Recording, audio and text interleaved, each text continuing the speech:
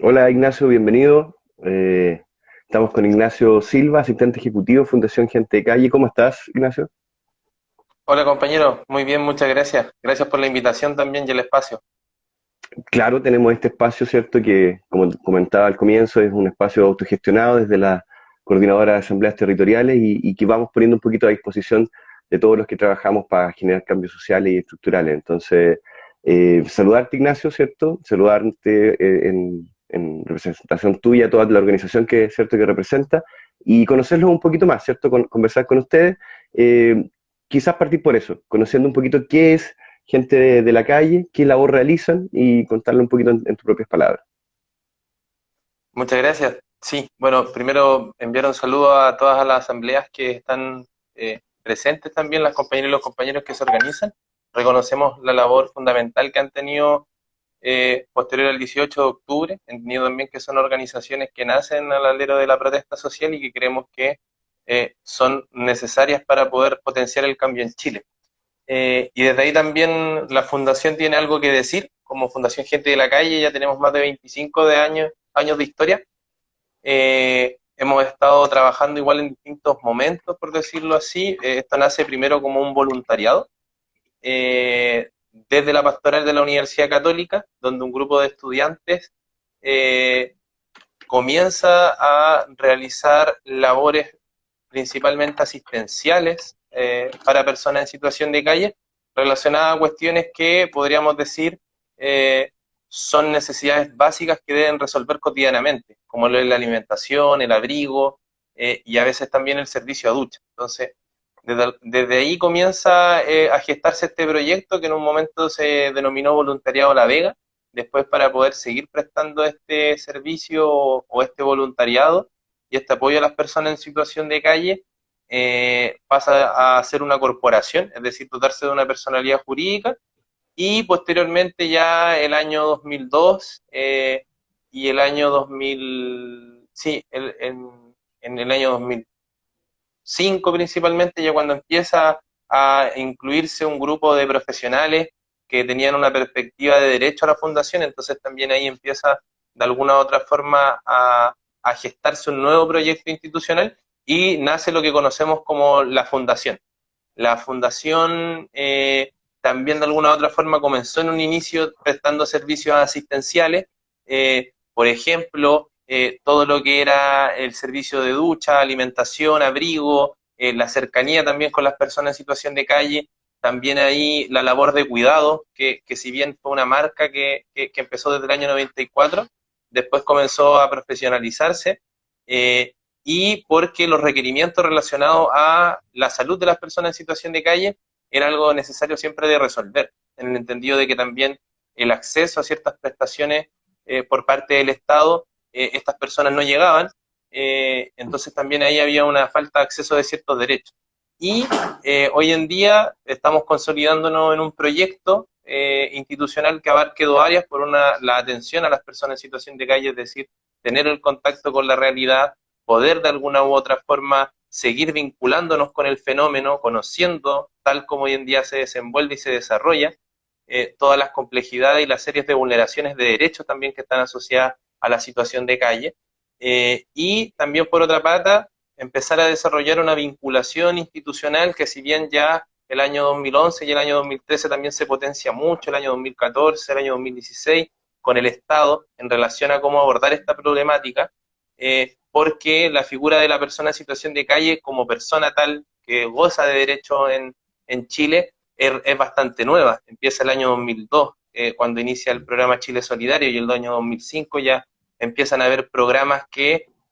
en conjunto con Movimiento Pueblo en Calle, que es un movimiento que se gesta también al alero de la Fundación y con otras organizaciones que trabajan la temática calle y con personas en situación de calle, para que se pudiese realizar el primer catastro a nivel nacional, que es el año 2005. Entonces, recién el año 2005 se cuenta con un diagnóstico que se aproxima, que si bien es de forma insuficiente y que no aborda la complejidad de la situación de calle de una manera más amplia o desde un enfoque de derechos, es el primer esfuerzo que realiza el Estado. Mm. Entonces, de ahí la institución o la fundación en los últimos años ha tomado la decisión de que también tiene que incidir en el debate público tiene que de alguna u otra forma incidir en las políticas públicas que estén vinculadas a la extrema pobreza y en este caso a las personas en situación de calle o la situación de calle como fenómeno propiamente tal, y también una vinculación social bastante fuerte porque también entendemos que son hoy en día las organizaciones sociales quienes han podido de alguna u otra forma cambiar y tensar este consenso en términos discursivos ideológicos del neoliberalismo que era bastante cargado hacia el individualismo. Entonces, por ende, también cambia la percepción de la organización en cierto sentido, también cambia la percepción de la ciudadanía en el entendido de que las personas en situación de calle son personas que están afectas a una serie de vulneraciones de derechos, por ende ya no descansa en esa individualidad que antes se le adjudicaba, es decir, que la situación de calle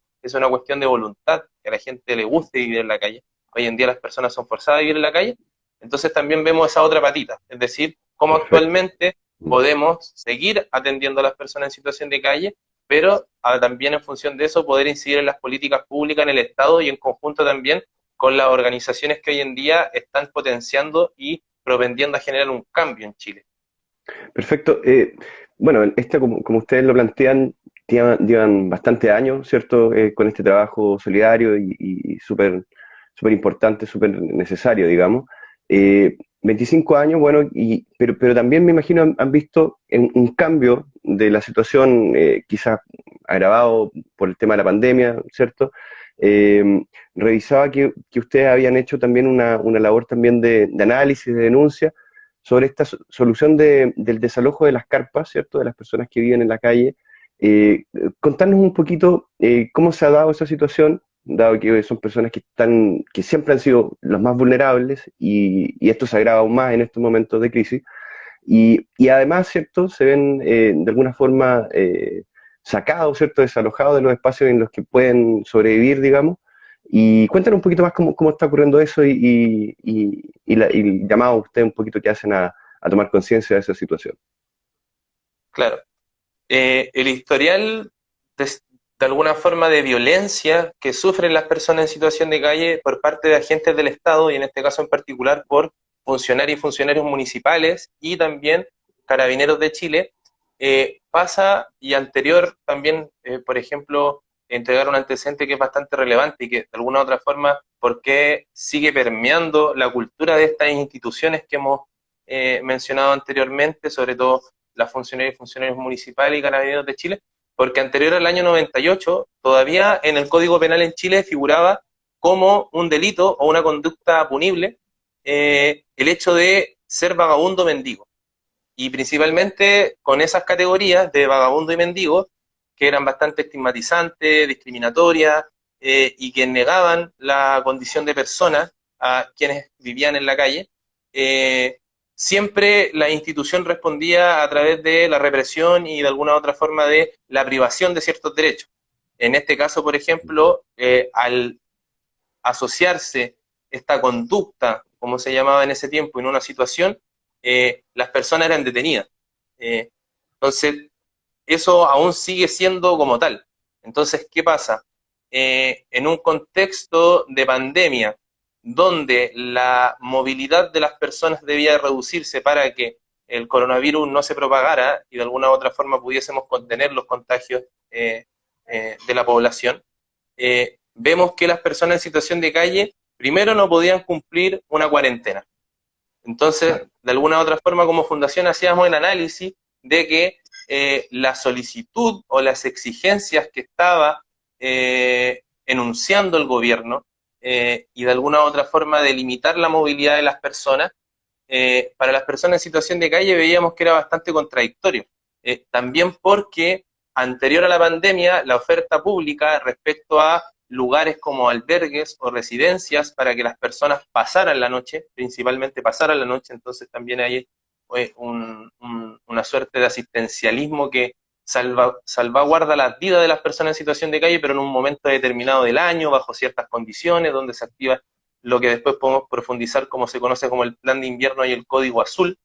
Entonces, ¿qué pasa? Veíamos que la pandemia también iba a afectar a las personas en situación de calle en el entendido de que, según el Registro Social de Hogares Calle actualizado al año 2020, casi el 75% de esta población realiza trabajos informales. Entonces, ¿qué pasa? Dependía de que su salario estaba sujeto a las ventas que realizaban principalmente en la vía pública. Entonces, no tenías un lugar donde pernoctar y además estabas desprovisto de realizar una cuarentena como lo es un hogar, una vivienda. Y además de no contar con ingresos para poder enfrentar la crisis que se venía y contar con alimentos o con servicios básicos, y donde las personas en situación de calle claramente se ven privados, es decir, no tienen acceso a agua potable, a luz muchas veces. Entonces, ¿qué sucede? La situación se tornaba más compleja porque aún no sabíamos o no contábamos con los protocolos que iban a actuar y que iban a regular el actuar policial o el actuar de los funcionarios municipales que impidiese el retiro de las carpas y los rucos. Nosotros tuvimos acceso, y uno también puede acceder a la página del Ministerio de Desarrollo Social, y por lo menos lo que fue de marzo a septiembre, lo que se establecía en dicho protocolo era que los rucos y las carpas no debían ser desalojadas, porque las personas en situación de calle contaban con esos recursos y de alguna u otra forma, esos espacios precarios donde poder albergarse y refugiarse durante la noche principalmente, finalmente no se cumplió. Es decir, presenciamos y también conocimos de denuncias por parte de la ciudadanía, o en este caso también de organizaciones, respecto a los desalojos que estaban ocurriendo en distintos sectores de la región metropolitana.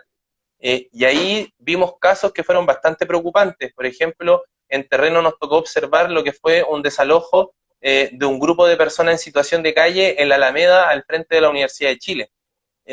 Y era bastante contradictorio que en pleno invierno,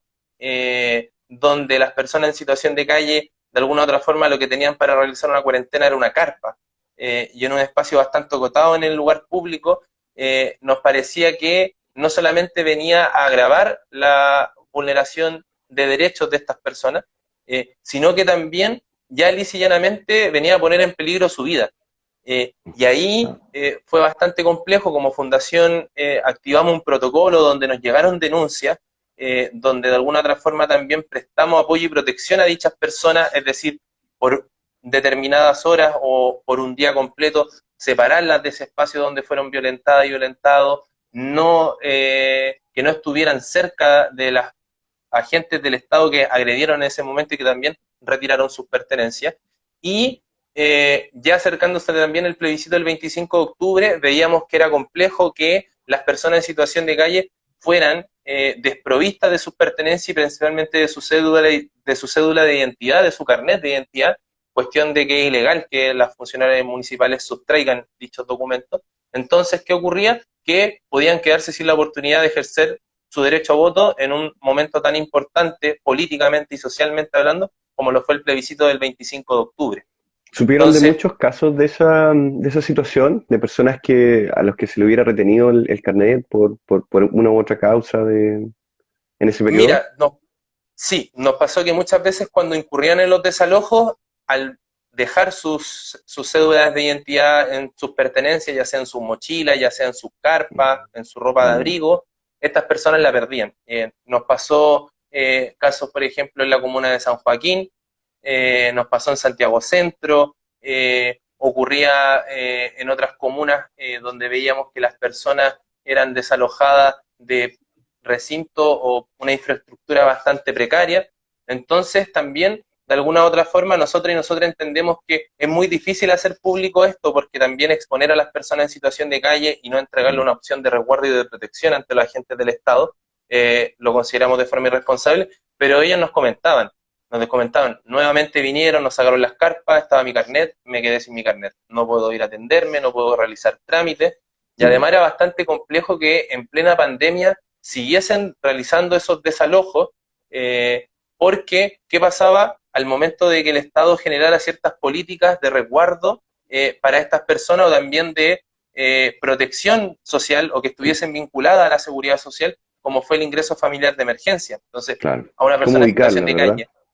Exacto, y además porque les pedían que estuviesen con un registro social de hogares actualizado, donde entendemos que los municipios cerraron, no se les podría brindar la atención necesaria, y además era muy difícil que ellos tuviesen los conocimientos necesarios para poder ingresar a una página web a través de Internet y cumplir con todos los requerimientos o la información que esta plataforma te demanda. Entonces, de alguna u otra forma, veíamos que esta serie de desalojos ponía no solamente en peligro a las personas en situación de calle en un momento determinado, sino que venía a poner su integridad física, psíquica y su vida en riesgo, y era bastante contradictorio que un gobierno que sacaba un protocolo para señalar que no se realizaran estos desalojos, terminaban ocurriendo igual. Entiendo. Me gustaría, bueno, recordar, ¿cierto? Estamos conversando con Ignacio Silva, él es asistente ejecutivo en Fundación Gente de la Calle. Me gustaría hacer un paréntesis porque algunas personas nos están preguntando, prensa Andrea Aranda, hola, ¿cómo puedo apoyar a las personas que por pandemia se quedaron sin pega, luego sin casa y ahora viven en toma en los restos de la ex Universidad Pedro de Valdivia en Vicuña, al llegar a Alameda? Preguntarte si ustedes están quizás llevando ese caso o si lo llevan alguna otra organización, y enganchar un poquito con el tema, ¿cierto?, de las personas que se quieren acercar para colaborar, ¿cierto?, para ser parte de la labor de voluntariado. Quizás primero partir por esa pregunta en particular y después retomar un poquito ese tema del apoyo y de cómo gestionarlo, ¿verdad? Sí, perfecto, ningún problema. Como fundación siempre estamos abiertos a que nos contacten y que de alguna otra forma nosotros y nosotros podamos entregar las orientaciones necesarias para la vinculación entre organizaciones, o en este caso también de personas, voluntarios y voluntarias que se quieran vincular y apoyar a las personas en situación de calle en este tiempo de pandemia. Entonces, nosotros ya tenemos conocimiento respecto a la toma de la Pedro de Valdivia, donde son cerca de 17 compañeros en situación de calle que actualmente están viviendo ahí. Como fundación no hemos tomado el caso, porque hace poquito nos acercamos y empezamos a conversar con ella, y ellos de hecho tenemos una visita pendiente en terreno para saber cuáles son las condiciones en las que se encuentran ellos, sobre todo en el entendido de que están cerca de un punto bastante complejo y de alta conflictividad, como lo es la Plaza de la Dignidad hoy en día, y principalmente lo que podrían hacer, bueno, siempre recomendamos que puedan acceder a nuestra página web, donde hay una serie de instrumentos, un kit de herramientas, donde pueden acceder desde un instructivo para poder relacionarse con personas en situación de calle, en el entendido de que hay que entregar ciertos elementos que son necesarios al momento de poder de alguna u otra forma establecer una vinculación, porque también sufren de muchos quiebres institucionales y familiares, entonces son personas que están constantemente vulneradas, pero también como de alguna u otra forma sobreintervenidas y desesperanzadas de que esta asistencia que se le ofrece pueda permitirle de alguna forma, o entre comillas, salir de la calle. Principalmente las personas en situación de calle tienen ciertas demandas que son transversales, pero que de alguna u otra forma son tan cotidianas que uno dice como, bueno, ¿en qué puedo ayudar? Ahí principalmente lo que se puede hacer es una entrega de alimentos, por ejemplo, de artículos de higiene personal, pero también creemos que es importante que más allá de poder hacer esa ayuda, es importante generar procesos de vinculación con esas personas y con otras organizaciones que tengan un cuerpo, una espalda más grande, para que podamos generar procesos de intervención donde estas personas de alguna u otra forma puedan, por una parte, y es como fundación lo hemos planteado, su autoorganización, es decir, un grupo especialmente vulnerable que está asociado a la extrema pobreza, pueda de alguna u otra forma generar los espacios donde pueda poner sus intereses sobre la mesa, pueda acordar demandas en comunes y de alguna u otra forma exigirle al Estado que se haga cargo o se haga responsable respecto a esta situación. Y lo otro es que también pueden empezar a acercarse a la fundación, porque hoy en día principalmente lo que vamos a empezar a fomentar, y algo que sucedió por ejemplo con la jornada Ruco a Ruco, respecto a la participación política de las personas en situación de calle en el proceso constituyente.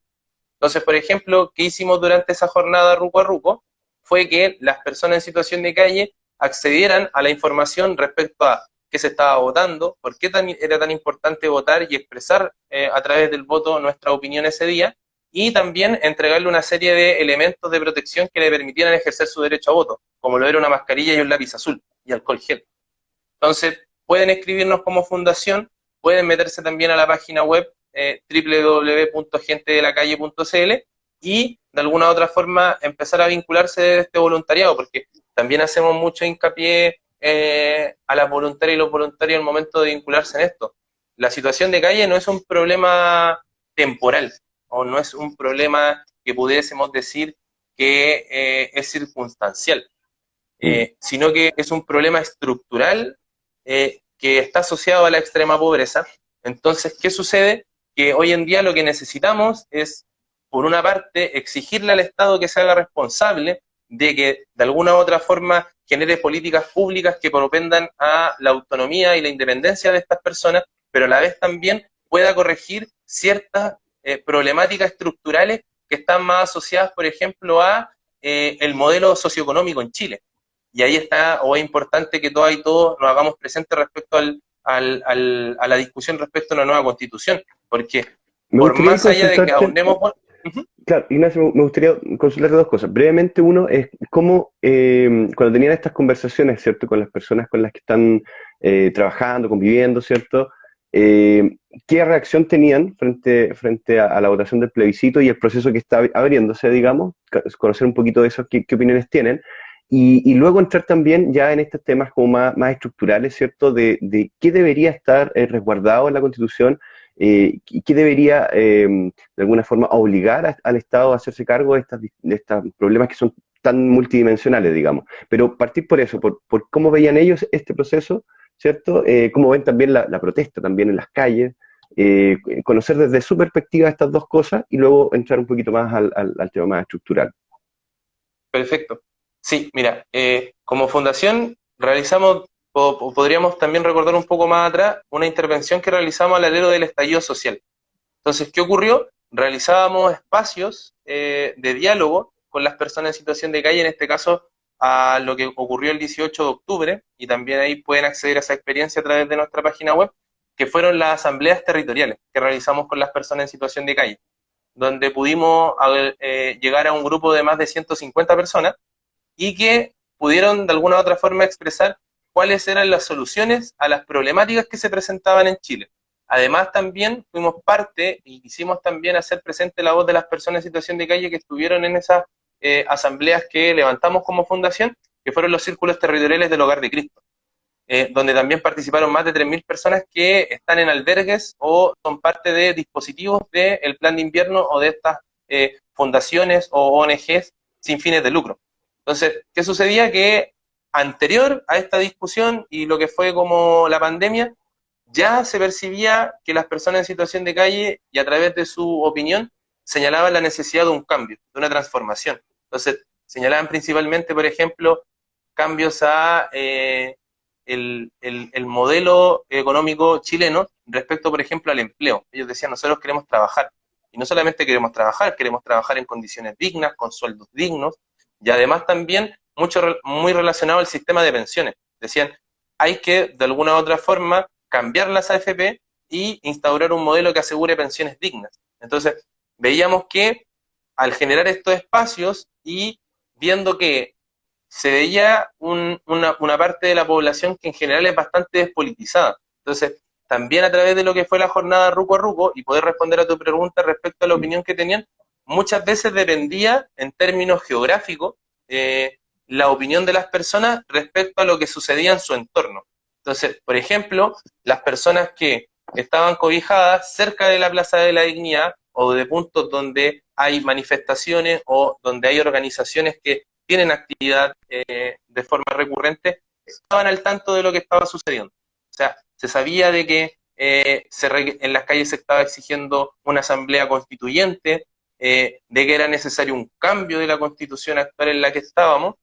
porque también hay un porcentaje importante de personas en situación de calle que nació entre el año 70 y el año 2020, perdón, entre el año 70 y el año 80, y que el 2020, ya teniendo 40 o 50 años, están en situación de calle. Entonces también reconocen o se reconocen dentro de la historia de Chile y que se han visto perjudicadas por la desigualdad y la injusticia que de alguna u otra forma heredamos de la dictadura y que en los ciclos concertacionistas se profundizó. Entonces, ¿qué pasaba con esas personas que de alguna u otra forma podían tener un grado de politización respecto al territorio que habitaban, con las que estaban más aisladas? O por ejemplo, que vivían cerca de carreteras o de la vía pública, que estuviese más alejada de estos centros de protesta, y que muchas veces nos señalaban que no tenían una opinión porque no contaban con información. Perfecto. Entonces, encontrábamos problemáticos que no contaran con esa información a 3 días del plebiscito, porque esta jornada fue el día 22 de octubre, ¿Y qué pasaba con la obligación del Estado, y en particular con este gobierno y las instituciones respectivas al proceso electoral que se venía,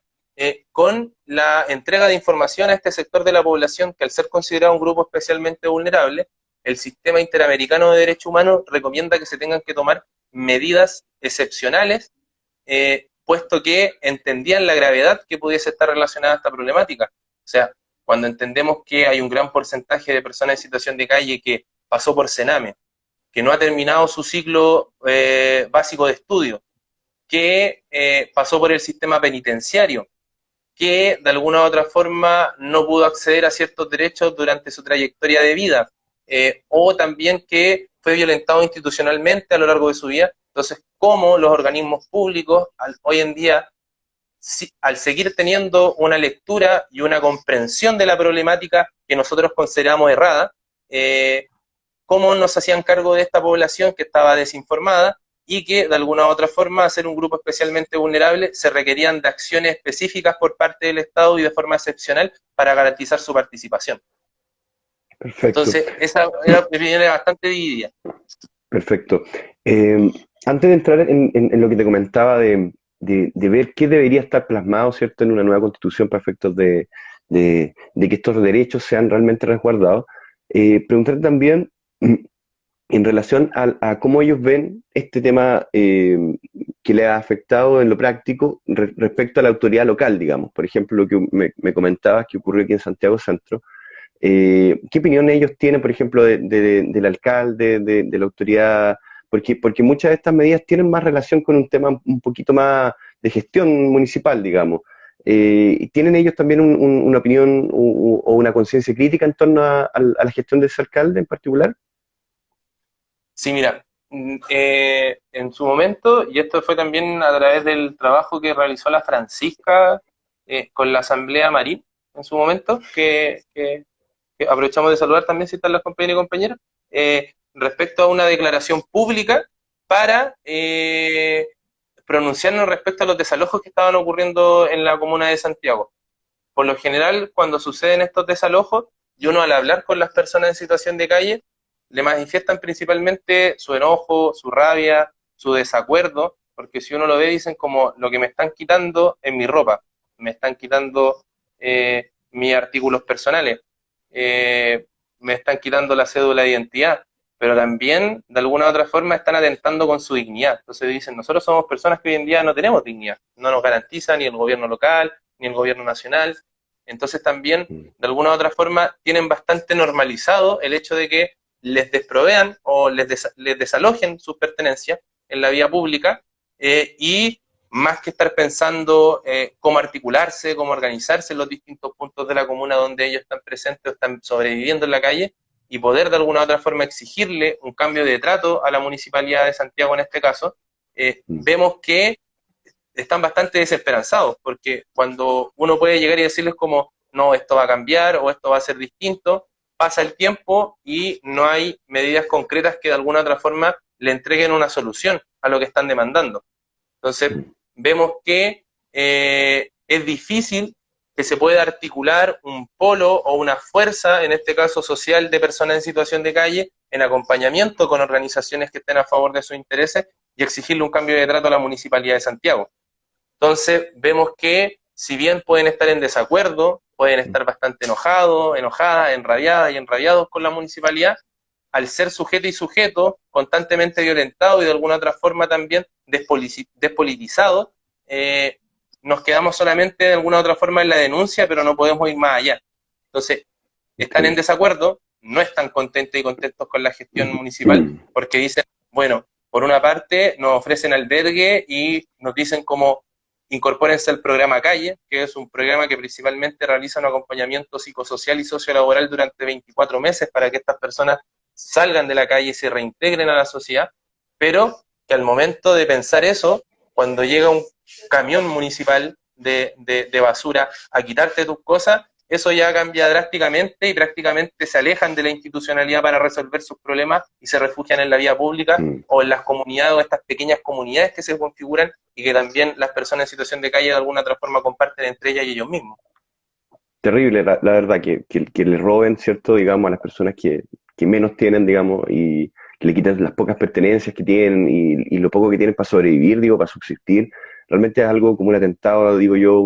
a los derechos humanos, un drama, digamos, humanitario que es una lástima que estamos como tenemos algo normalizado o quizás nos hace falta mucho más hacer conciencia sobre esto, pero es algo que realmente no parece tener explicación ni lógica. No sé qué te parece a ti, te sigue indignando, me imagino, cada vez que sabes de estos temas y bueno, y tienes que... Totalmente. Sí, nos pasa que, bueno, como fundación, y esta es una idea que estamos tratando de instalar, o de alguna otra forma que sea un consenso social para que después también sea un acuerdo institucional, respecto a que la situación de calle es una grave vulneración a los derechos humanos, y es una expresión de eso. Entonces, ¿qué sucede cuando afirmamos eso? Señalamos que hoy en día hay trayectorias de vida que están marcadas por esta vulneración a los derechos humanos de la población por parte del Estado. ¿Y qué sucede ahí? ¿Qué sucede ahí? Que finalmente vemos que la negación del ejercicio de los derechos termina propiciando que la situación de calle se termine perpetuando. Es decir, lo que se denomina dentro del mundo calle como lo es transitar a la cronificación. Es decir, pasar a un punto tal de que más allá de que esta persona quiera salir de la calle o quiera, entre comillas, quedarse en la calle, porque ya es un lugar que habita durante años, que conoce, que de alguna otra forma le cuesta proyectarse de otra forma, viviendo, creemos que claramente aquí lo que está sucediendo, como a lo largo del territorio nacional, con otras problemáticas y con otros conflictos, es que el Estado sigue perpetuando la violación sistemática de los derechos humanos a la población en Chile. Entonces, en ese sentido, claro, nos tiene bastante indignados, nos tiene bastante preocupados y preocupados porque también, y aquí tal vez podamos ir como dando el cierre a Mm. este punto respecto a lo que ocurre con la Municipalidad de Santiago. Hace un par de días atrás salió una entrevista en TVN en 24 horas, donde el alcalde Alessandri señalaba que se había modificado el protocolo respecto a las personas en situación de calle en un estado de catástrofe constitucional, como lo es el estado de emergencia que hay declarado ahora, el estado de catástrofe, perdón, y prácticamente ahora tanto funcionarios municipales como las gobernaciones e intendencias, sumado a las Fuerzas Armadas, al Ejército, a Carabineros, iban a poder desalojar y iban a poder de alguna u otra forma retirar las pertenencias de las personas en situación de calle. Entonces, ¿qué ocurría? Se contradicen, por una parte, primero señalando que no se debe hacer retiro de las carpas o los rucos, después terminan cambiando de opinión, y lo que nos preocupaba de cierta forma era que a la fecha de septiembre ellos decían que esa medida se tomó, pero ninguna de las organizaciones e instituciones que se vinculaban con la calle contaban con ese protocolo, contaban con mayor información respecto a quienes tomaron esas decisiones, ya sea a nivel de autoridad como también a nivel institucional, y bajo qué enfoque o bajo qué criterios se tomó esa decisión de llegar y decir, bueno, vamos a, de alguna otra forma, sacar la extrema pobreza que se está viendo hoy en día en las calles, producto de la crisis, de la grave crisis que vivimos como país, y que estas personas, cuando se haga el retiro de sus pertenencias, cuando se haga el retiro de sus artículos de sobrevivencia, prácticamente las personas en situación de calle queden desprovistas y bueno, ellos podrán solucionar su tema, si es cosa suya estar en la calle, no es nuestra. Entonces, ahí vemos que hay una falta de enfoque desde los derechos humanos por parte de este gobierno y que claramente no se va a solucionar de la noche para la mañana, sino que necesitamos de un cambio radical para que estas conductas y estas decisiones por parte de las instituciones y por parte de las autoridades públicas, en este caso el Ministerio de Desarrollo Social, el Ministerio de Defensa y las municipalidades y las gobernaciones no hagan caso a esta indicación o a este cambio y se preocupen realmente de las personas en situación de calle, que creemos que es lo que realmente también falta por parte de las autoridades políticas y de las instituciones que trabajan con las personas en situación de calle. Perfecto. Si bien, bueno, recordar también que estamos conversando con Ignacio Silva, el asistente ejecutivo en Fundación Gente de la Calle, y nos estamos conociendo y nos contaba que ya tienen 25 años de trabajo, un poquito también pasamos por los temas más de contingencia, digamos, lo que le ha afectado últimamente por el tema de la pandemia, la reacción de las autoridades. Me gustaría ahora que conversáramos, si bien es un tema bien en largo, digamos, pero en este proceso constitucional en el que estamos, refundacional, digamos, y de alguna forma la primera construcción que tiene visos democráticos, digamos, en nuestra historia, digamos, como país. Entonces me gustaría ahí que quizás un par de prioridades, ¿cierto?, que creas que deban estar sí o sí expuestas en esa construcción, en esa nueva constitución, eh, para ir formándonos, ¿cierto?, ideas, ir formándonos opiniones, porque finalmente es la comunidad la que tiene que tener claro el mandato que hacer a las autoridades para que después construyan esta constitución, o quizás hayan otros caminos, digamos, y eso también es otro tema de lo que nos gustaría conversar, pero principalmente partir por la base de estos principios que deberían estar constatados en la Constitución, en su parecer como organización. Claro. Bueno, como fundación creemos que el cambio constitucional nos permite, de alguna otra forma, como tú bien mencionabas en un inicio, sensibilizar y visibilizar esta problemática, sensibilizar a la población, también a los distintos organismos del Estado respecto a lo que estaba sucediendo con el aumento y el gran aumento de personas en situación de calle en la vía pública. Y ahí por ejemplo, creemos que es necesario superar ciertos principios que están consagrados en la Constitución, como lo es el principio de subsidiariedad, que si bien no está explícitamente señalado, por ejemplo, hoy en día la Constitución de alguna u otra forma rige las políticas asistenciales y de alguna u otra forma el bono en Chile, como entregar de alguna u otra forma ciertos ingresos bastante limitados para estimular el consumo interno y que las personas puedan acceder a ciertos servicios a través de estos bonos. Y también, de alguna u otra forma, superar con este proyecto, este programa neoliberal, de alguna otra forma que se viabiliza a través de la Constitución, y ahí creemos que es necesario superar esos principios para pasar a una nueva Constitución que garantice y de alguna otra forma también promueva los derechos humanos, y ahí eso debe ser central, es decir,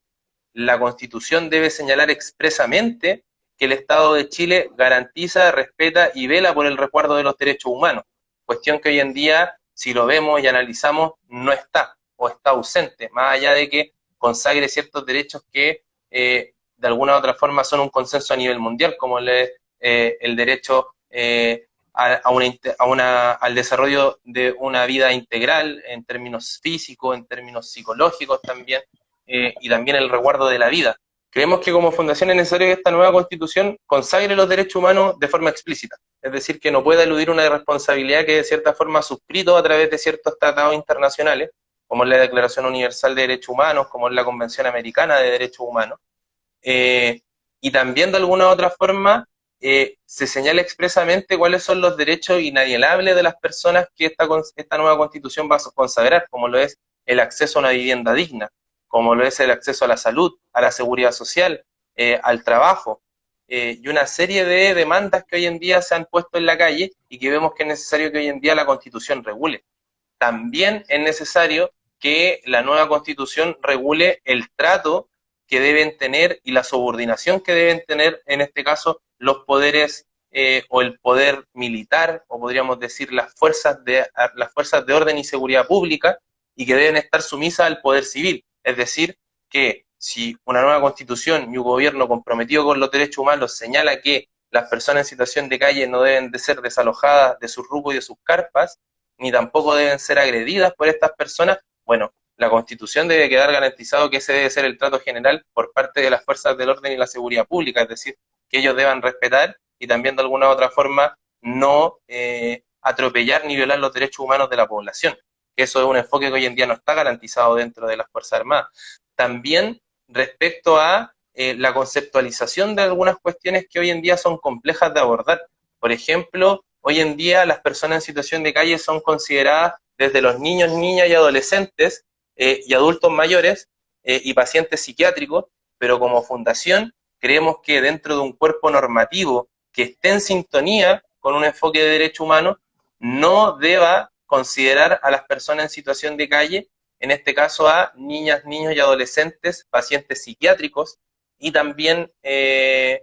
adultos mayores porque gozan de un estatus distinto y también, de alguna u otra forma, el Estado tiene ciertas obligaciones con dichos grupos para, de alguna u otra forma, restituir el ejercicio de ciertos derechos. Y en este caso, por ejemplo, es muy importante que esté consagrado el derecho a la infancia o a la no vulneración de los derechos en la infancia. Y ahí nos preocupa mucho, por ejemplo, que una porción importante de personas en situación de calle haya pasado por Sename y haya pasado por la cárcel, o hayan sido en algún momento privadas y privados de libertad. Entonces, ¿qué sucede? También es necesario que esta nueva constitución garantice los mecanismos en donde, por ejemplo, consagre las instituciones que van a estar encargadas de la distribución de la riqueza. Y eso es importante, donde ningún chileno o chilena sea privado de poder vivir una vida digna, en un entorno digno. Entonces, ¿qué pasa también? Creemos que debiesen garantizarse por parte del Estado el acceso a ciertos servicios y que también estén provistos por instituciones públicas que hoy en día deben licitar y deben tercerizar estos servicios a privados, y vemos cómo hoy en día dicha forma de trabajar, de organizar el trabajo en Chile debe ser modificado sustancialmente, y eso una constitución lo debe garantizar. Es decir, no debe recaer la responsabilidad, y ahí también como fundación vemos que como institución debiésemos tener como un plazo de vencimiento, una fecha de vencimiento, es decir, esperamos que la erradicación de la situación de calle no sea un sueño, sino que sea un hecho, y por ende nuestra existencia o nuestra razón de ser también deje de existir. ¿Por qué? Porque creemos que la situación de calle debe ser erradicada y que ninguna persona debe ser forzada por parte de este sistema a vivir en esas condiciones. Y ahí yo creo que también es importante que la nueva constitución sea capaz de establecer los límites respecto a el actuar de los agentes del Estado y en este caso de las autoridades civiles, o también de la institucionalidad pública que se relaciona o que tiene poder de decisión, porque también no es casualidad que estemos discutiendo acerca de una nueva constitución ante la grave crisis que hoy en día sufre, por ejemplo, el sistema de partidos en Chile. Y donde hoy en día prácticamente se garantizó la impunidad y la corrupción, de la corrupción que hubo. Me gustaría abordar un poquito eso, Ignacio. Bueno, porque sabemos y entendemos que la crisis que ha ocurrido ha sido por el fracaso, digamos, del modelo existente, ¿cierto? Sabemos que las instituciones crujen en diversas cosas, corrupción, falta de eficiencia en su desarrollo, ¿cierto? Falta de legitimidad, falta de representatividad, las personas están viviendo demasiado mal y bueno, y ocurrió esta revuelta, esta explosión, este cambio de mentalidad, que nos lleva a tener todas estas conversaciones, digamos. Y ahí me parece interesante ver un poquito o conocer un poquito su mirada sobre el proceso que está ocurriendo, sobre el proceso institucional y también el proceso que desborda lo institucional, que también ocurre desde las asambleas, desde las organizaciones, en las cuales hay distintas miradas también, hay que decirlo. ¿Qué les parece este proceso? ¿Creen que puede llevar a los cambios que la gente espera? Porque cerca del 80% de las personas quiere cambios importantes, estructurales, digamos. ¿Esos cambios serán posibles dentro de la vía institucional que se está planteando? ¿O siempre también es necesario que haya una fuerza externa, ¿cierto?, social, que empuje y que siga empujando estos cambios para que efectivamente sean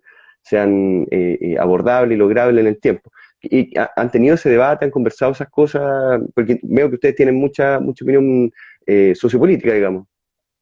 Claro, bueno, como fundación vemos que se abre un proceso que de alguna u otra forma se gesta en las calles y también a lo largo de toda la historia reciente en Chile, podríamos decir desde el año o de la década del 2000 con más fuerza, el movimiento estudiantil, después vemos con mayor maduración lo que sucede en el año 2011, las protestas en Aysén, en Freirina,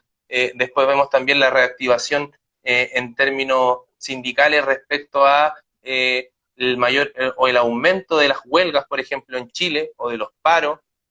también de alguna u otra forma los conflictos socioambientales que vinculan a las defensoras y defensores medioambientales en Chile y también a los pueblos indígenas, lo que estaba sucediendo también con el Gualmapu y que para nosotras era bastante preocupante porque un porcentaje de la población en Chile que hoy en día está destinada a vivir en la extrema pobreza en la actualidad,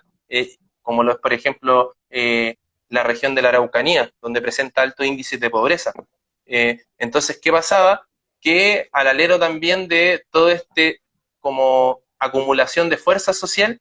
y también respecto a las históricas desigualdades e injusticias que se venían denunciando por parte de la población durante bastantes años, veíamos que el proceso constituyente ya se daba inicio el día 18 de octubre. Ahora, ¿qué pasó? Llega una de las marchas o movilizaciones más grandes en la historia de Chile. Después vemos que llega el día 12 de noviembre, donde como fundación estuvimos bastante atentas y atentos a lo que estaba ocurriendo, porque se estaba convocando a un gran paro y una huelga a nivel nacional, y donde vemos que posterior a ese hito y a esa expresión de fuerza, llega el día 15 de noviembre, donde se acuerda o se firma este acuerdo por la paz social y la nueva constitución, y donde las fuerzas sociales, donde las organizaciones y el movimiento social en general quedan excluidas y excluidos de este acuerdo, no son incorporadas e incorporados, y son los partidos tradicionales, podríamos decirlo, o los que venían gestando y consolidando esta crisis, y además, de alguna u otra forma, con organizaciones partidarias que firmaron este acuerdo y que decían que estaban en la calle, pero que se justificaban en la necesidad de abrir un proceso para la elaboración de una nueva constitución. ¿Qué pasó? Que uno, al ir viendo cómo se desarrollaba este proceso y cuáles van a ser los alcances de este proceso constitucional en términos institucionales, bueno, somos también bastante cautelosos y hacemos las precauciones que corresponden, porque no es un proceso que se dé en los términos que quisiéramos. ¿Y por qué señalamos eso? Porque lamentablemente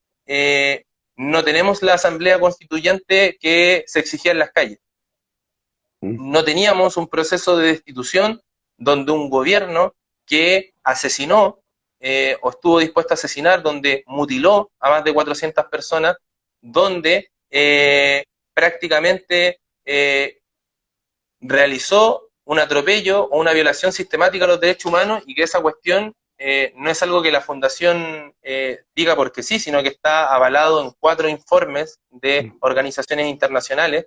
y del Instituto Nacional de Derechos Humanos, donde se corrobora este atropello o esta violación a los derechos humanos por parte de agentes del Estado de la población. Entonces, en un marco de una grave crisis de derechos humanos, sumado a un acuerdo institucional que es bastante restrictivo, porque establecía una convención constitucional, que ahora hoy en día es lo que estamos apostando, poder estar presente ahí como pueblo y como organizaciones que están por un cambio en Chile,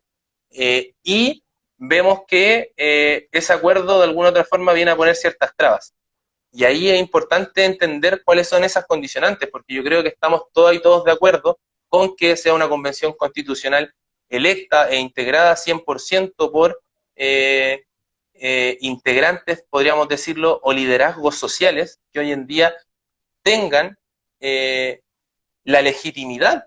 que hoy en día el sistema no tiene. Y eso se ve expresado en la baja participación en otros procesos electorales que venían antes del plebiscito. Entonces,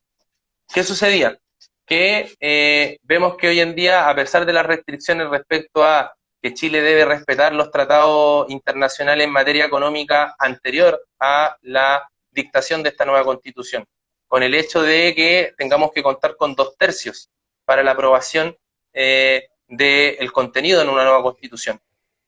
También respecto a la elección de los convencionalistas que se van a regir bajo el sistema de elección de diputadas y diputados. Entonces, ¿qué pasa? Que también de alguna u otra forma este acuerdo y este proceso electoral, este proceso de una redacción de una nueva constitución, tiene ciertos componentes que vienen a limitar la participación popular. Y en este caso, por ejemplo, lo que podría ser la participación de independientes dentro del proceso. Y ahí como fundación creemos que debe darse las condiciones necesarias para que quienes hoy en día no han decidido organizarse en partidos, pero sí en organizaciones o movimientos sociales, pero que no tengan una personalidad jurídica o partidaria para hacerse parte de este proceso electoral, como lo va a hacer en el mes de abril respecto a la Convención Constitucional, sí lo puedan hacer a través de una lista de independiente o de candidatura independiente y que no se le exijan los requisitos que actualmente se le hacen, es decir, contar Perfecto. con un 0,47% de firma o con 1,5% para listas, es prácticamente seguir perpetuando que Sí. estén los mismos de siempre o que finalmente terminemos teniendo una nueva constitución que no represente los intereses de ese 80% que está por el cambio. Perfecto, Ignacio. Mira, ha sido un agrado conversar contigo. Conversamos recientemente como lo habíamos dicho, Ignacio Silva, asistente ejecutivo de Fundación Gente de la Calle. Se nos acabó un poquito el tiempo, quedaron algunos temas en el tintero, pero somos organizaciones amigas, digamos, que podemos seguir conversando y espero que tengamos otra instancia también para abordar otros temas, intervenciones más directas, cómo deberían ser específicamente estas intervenciones, pero por ahora hemos podido llegar hasta aquí por un tema del tiempo de la transmisión que nos permite el Instagram. Así es que muchas gracias, Ignacio, y un tremendo saludo a tu organización. No sé si quieres decirnos algo, como ya, pero para cerrar muy brevemente la Sí, conversación. muy brevemente, hacemos un llamado a las asambleas, pero también a las distintas organizaciones sociales, políticos sociales, a que se hagan parte del camino de la erradicación, que puedan trabajar con la fundación y que de alguna u otra forma dejemos de pasar por la calle al lado de estas personas y que prácticamente hagamos algo para que también ellas y ellos sean parte de este proceso de cambio en Chile. Eso, así que esperemos que nos estemos viendo prontamente en las calles y en las instituciones, compañeros. Eso. Perfecto. Muchas gracias, Ignacio. Muchas gracias, gente de la calle. Estamos en contacto y mucha fuerza en sus actividades. Muchas gracias a todos los que nos siguieron hoy día en este nuevo Instacat y nos vemos en una próxima oportunidad. Muchas gracias a ustedes. Chao, que estén bien. Chao.